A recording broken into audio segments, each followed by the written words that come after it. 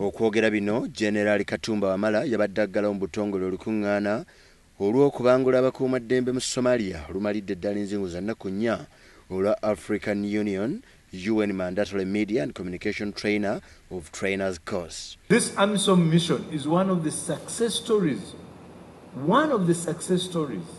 of an African effort to actualize what our forefathers talked about, African solutions to African problems.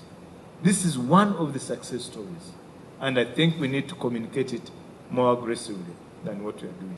Okutendekebwa kuno kwetabiddwamu abakwasaganya ensonga z'amawulire mu bitongole bikuumaddembe mu magye eryawamu erya AMISOM n'eggye lya Somalia wamu ne poliisi y'eggwanga eryo.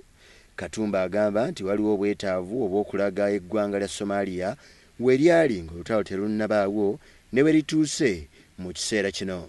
Jeno Katumba Wamala ayongerako nti kyetaagisa amawulire okubunyisa wonna okubituukiddwako mu ggwanga eryo mu magye kuumaddembe eryawamu mu ggwanga lya Somalia era wano nassa amawulire ku nninga olw'okulemererwa okubaako ne kye bakola okubunyisa amawulire gano.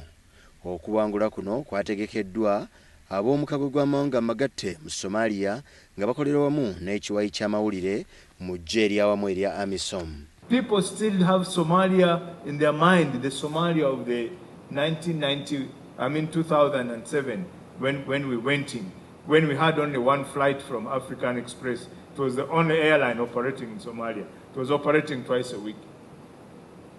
Today, I understand that the airport is lacking space, but this is not being communicated. This is not being communicated, or if it's being communicated, as somebody says, it's not making story. So let's find out how we can aggressively communicate these positive developments to encourage people to know that Somalia is now really open and available for moving out of what it was before.